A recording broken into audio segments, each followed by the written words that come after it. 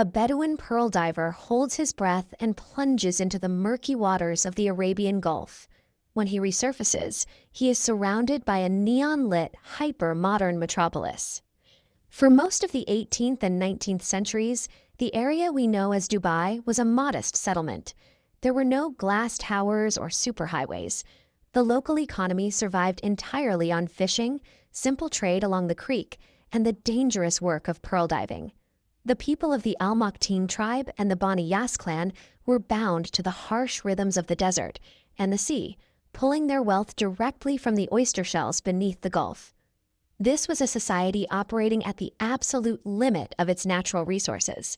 If you visited the area in the early 20th century, there was absolutely no physical indication of the global megacity it was about to become.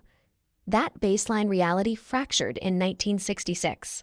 Explorers struck oil at the offshore Fatah field, and almost overnight, a massive surge of capital flooded the small emirate. But the ruler of Dubai, Sheikh Rashid bin Zayed Al Maktoum, looked at this newfound wealth and saw a trap. He reportedly observed his situation with a grim prediction. My grandfather rode a camel, my father rode a camel, I drive a Mercedes, my son drives a Land Rover, but his son will ride a camel. This animated graph charts Dubai's historical timeline and illustrates his exact fear.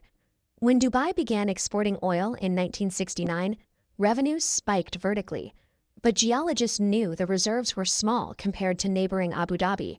Statistically, the wells were projected to run dry within just a few generations. Sheikh Rashid had a rapidly closing window. He decided to take the fleeting oil revenues and aggressively channel them into massive infrastructure projects, ports, airports, and real estate, to artificially manufacture a permanent tourism and trade economy to replace the oil before it was gone.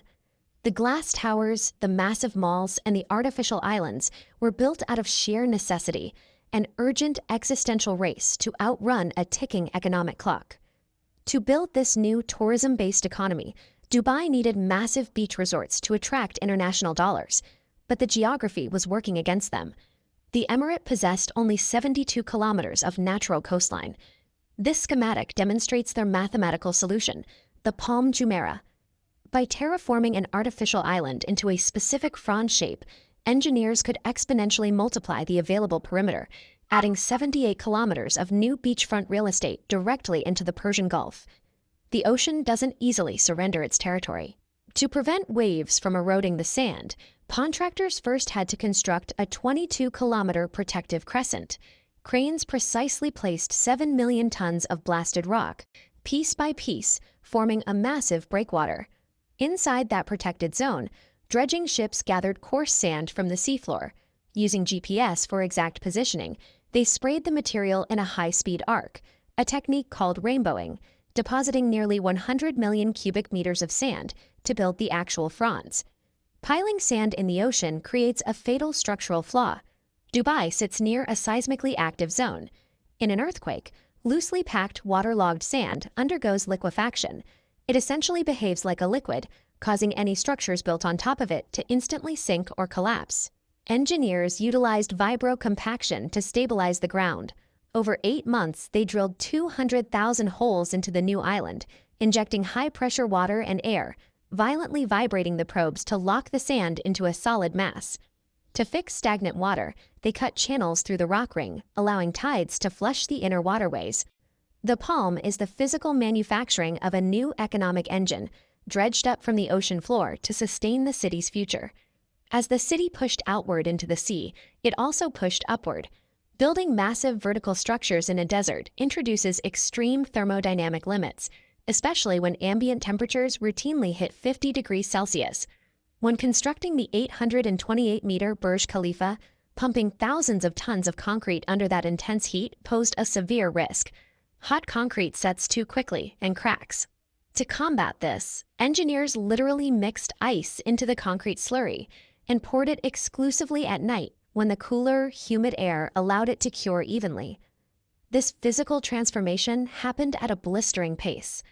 Multiple generations of Emirati families sat in traditional homes, watching their quiet desert outpost morph into an alien concrete grid right outside their windows. To survive economically, Dubai made it to attract millions of international tourists and expatriates.